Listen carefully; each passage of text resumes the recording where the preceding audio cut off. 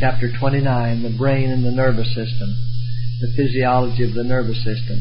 Every faculty of the mind and each muscle that has its distinctive office and will require to be exercised in order to become properly developed and retain healthful vigor. Every organ of the body was made to be servant of the mind. The brain is the capital of the body, the seat of all the nervous forces and of mental actions. The nerves proceeding from the brain control the body. By the brain nerves, mental impressions are conveyed to all nerves of the body as by telegraph wires, and they control the vital action of every part of the system. All the organs of motion are governed by the communications they receive from the brain. The senses are the avenues to the soul. The brain nerves, which communicate with the entire system, are the only medium through which heaven can communicate with man and affect his inmost life. Whatever disturbs the circulation of the electric currents in the nervous system lessens the strength of the vital powers, and the result is a deadening of the sensibilities of the mind. Any part of the body that is not treated with consideration will telegraph its injury to the brain. The nervous system, having been unduly excited, borrowed power for present use from its future resources of strength. Anything that hinders the active motion of the living machinery affects the brain very directly. A calm, clear brain and steady nerve are dependent upon a well-balanced circulation of the blood. When the minds of ministers, school teachers, and students are continually excited by study, and the body is allowed to be inactive, the nerves of emotion are taxed, while the nerves of motion are inactive. Immediately after eating there is a strong draft upon the nervous energy. Therefore, when the mind or body is taxed heavily after eating, the process of digestion is hindered. The vitality of the system which is needed to carry on the work in one direction is called away and set to work in another. The very food they place before their children is such as to irritate the tender coats of the stomach. This excitement is communicated through the nerves to the brain, and the result is that the animal passions are aroused and control the moral powers. Reason is thus made a servant to the lower qualities of the mind. This drug poison, opium, gives temporary relief from pain, but does not remove the cause of pain. It only stupefies the brain, rendering it incapable of receiving impressions from the nerves. While the brain is thus insensible, the hearing, the taste, and the sight are affected. When the influence of opium wears off and the mind arouses from its state of paralysis, the nerves, which have been cut off from communication with the brain, shriek out louder than ever because of the additional outrage the system has sustained in receiving this poison. Sympathetic nervous disturbances. God Himself has formed us with distinctive organs and faculties. These He designed should act together in harmony. If we injure one, all are affected. Every wrong habit which injures the health of the body reacts in effect upon the mind. The brain is the citadel of the whole man, and wrong habits of eating, dressing, or sleeping affect the brain and prevent the attaining of that which the student desires, a good mental discipline. Any part of the body that is not treated with consideration will telegraph its injury to the brain. It is impossible for the brain to do its best work when the digestive powers are abused. Many eat hurriedly of various kinds of food which set up a war in the stomach and thus confuse the brain. At mealtime, cast off care and taxing thought. Do not be hurried, but eat slowly and with cheerfulness, your heart filled with gratitude to God for all His blessings. And do not engage in brain labor immediately after a meal. Exercise moderately and give a little time for the stomach to begin its work. When the mind or body is taxed heavily after eating, the process of digestion is hindered. The vitality of the system which is needed to carry on the work in one direction is called away and set to work in another. What the users of these stimulants call strength is only received by exciting the nerves of the stomach, which convey the irritation. Those who are changing from 3 meals a day to 2 will at first be troubled more or less with faintness, especially about the time they have been in habit of eating the 3rd meal. But if they persevere for a short time, this faintness will disappear. Causes of nervous diseases. Anything that hinders the active motion of a living machinery affects the brain very directly. It is destructive to the health and life of young children to sit in the schoolroom upon hard, ill-formed benches from 3 to 5 hours a day, inhaling the impure air caused by many breaths. The weak lungs become affected. The brain, from which the nervous energy of the whole system is derived, becomes enfeebled by being called into active exercise before the strength of the mental organs is sufficiently matured to endure fatigue. In the schoolroom, the foundation has been too surely laid for diseases of various kinds, but more especially the most delicate of all organs, the brain, has often been permanently injured by too great exercise.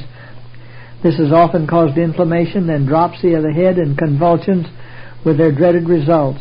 In those children who have survived, the nervous energy of the brain becomes so weakened that after they come to maturity, it is impossible for them to endure much mental exercise. The forces of some of the delicate organs of the brain seem to be expended. The mind, which is allowed to be absorbed in story reading, is being ruined. The practice results in air castle building and a sickly sentimentalism. The imagination becomes diseased, and there is a vague unrest, a strange appetite for unwholesome mental food. Thousands are today in insane asylums whose minds became unbalanced by novel reading. The memory is greatly injured by ill-chosen reading, which has a tendency to unbalance the reasoning powers and to create nervousness, weariness of the brain, and prostration of the entire system. The exercise of the brain in study without corresponding physical exercise has a tendency to attract the blood to the brain, and the circulation of the blood through the system becomes unbalanced. The brain has too much blood and the extremities too little. Minds are often abused and goaded on to madness by pursuing one line of thought. The excessive employment of the brain power and the neglect of the physical creates diseased conditions of the system. Doubt, perplexity, and excessive grief often sap the vital forces and induce nervous disease of a most debilitating and distressing character. The mind does not wear out or break down so often on account of diligent employment and hard study as on account of eating improper food at improper times and of careless inattention to the laws of health. Diligent study is not the principal cause of the breaking down of the mental powers. The main cause is improper diet, irregular meals, and a lack of physical exercise. Irregular hours for eating and sleeping sap the brain forces.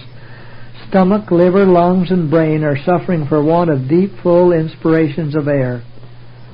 Artificial hair and pads covering the base of the brain heat and excite the nerves centering in the brain. The heat caused by these artificial coverings induces the blood to the brain, producing congestion.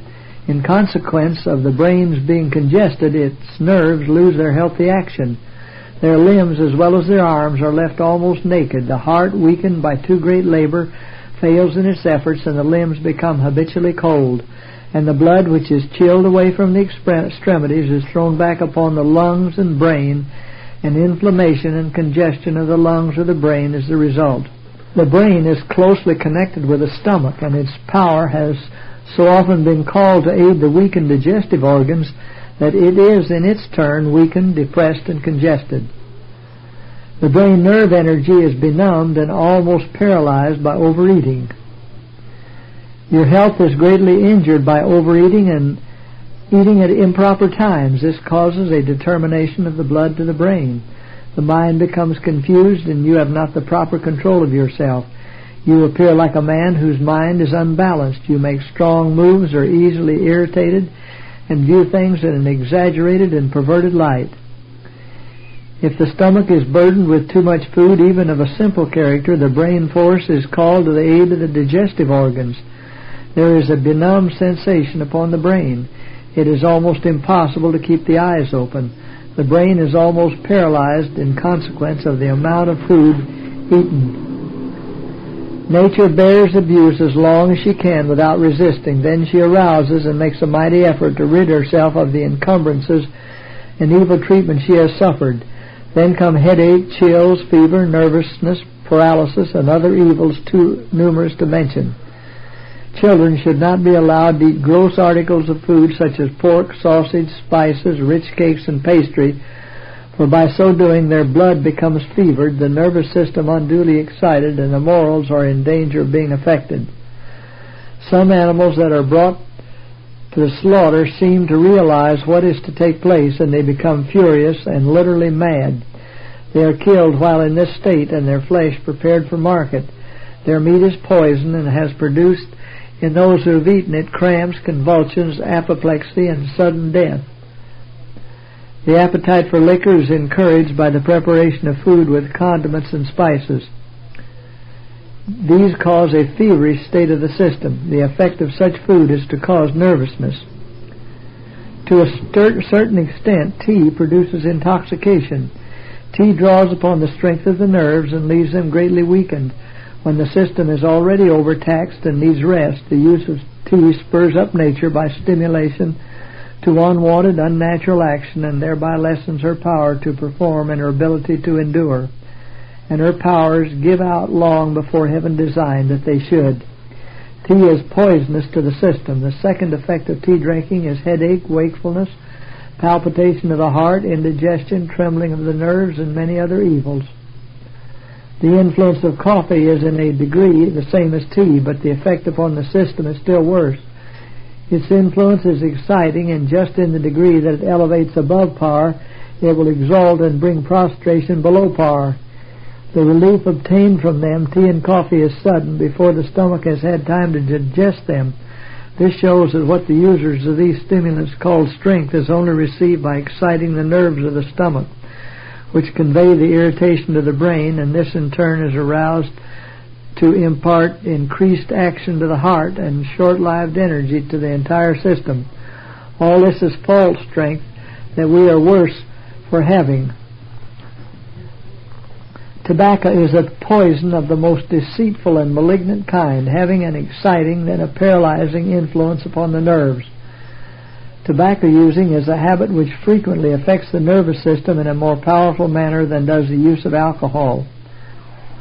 While tobacco acts upon some infants who are compelled to inhale its fumes as a slow poison and affects the brain, heart, liver, and lungs, and they waste away and fade gradually, upon others it has a more direct influence, causing spasms, paralysis, and sudden death.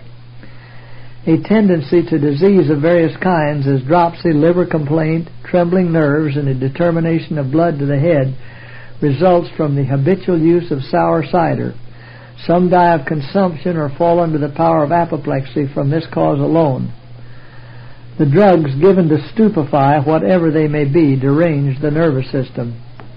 The liver, heart, and brain are frequently affected by drugs, and often all these organs are burdened with disease, and the unfortunate subjects, if they live, are invalids for life, wearily dragging out a miserable existence. Witness the mildest protracted influence of nux vomica upon the human system. At its introduction, the nervous energy was excited to extraordinary action to meet this drug poison. This extra excitement was followed by prostration, and the final result has been paralysis of the nerves. Poisonous medicines, or something called a soothing cordial, is poured down the throat of the abused infant. If it recovers, it must bear about more or less in its system the effects of that poisonous drug, and it is liable to spasms, heart disease, dropsy of the brain, or consumption. Some infants are not strong enough to bear even a trifle of drug poisons, and as nature rallies to meet the intruder, the vital forces of the tender infant are too severely taxed, and death ends the scene. Impure thoughts lead to impure actions. Some are in danger of paralysis of the brain. Already the moral and intellectual powers are weakened and benumbed. Many sink into an early grave, while others have a sufficient force of constitution to pass this ordeal. Nature will make them pay the penalty for the transgression of her laws by numerous pains in the system, neuralgia, affection of the spine. Treatment for nervous disorders. The mind and the body are intimately connected. If the former is to be firm and well balanced, the latter should be in the best possible condition. Conscience and right principles of life should be sustained by firm, quiet nerves, a healthy circulation, and the activity and strength of general health. Air, the precious boon of heaven, which all may have, will bless you with its invigorating influence if you will not refuse it entrance. Welcome it, cultivate a love for it, and it will prove a precious soother of the nerves. It refreshes the body, while at the same time its influence is decidedly felt upon the mind, imparting a degree of composure and serenity. It induces sound, sweet sleep. You were in danger of being stricken down by paralysis, one half of you becoming dead. A denial of appetite is salvation to you. All these brethren need to adhere more strictly and perseveringly to a healthful spare diet, for all are in danger of congested brains, and paralysis may fail one or more or all of them if they continue living carelessly or recklessly. You should use the most simple food prepared in the most simple manner, that the fine nerves of the brain be not weakened, benumbed, or paralyzed. Healthy, active exercise is what you need. This will invigorate the mind. Neither study nor violent exercise should be engaged in immediately after a full meal. Physical labor, a diversion from mental, will draw the blood from the brain.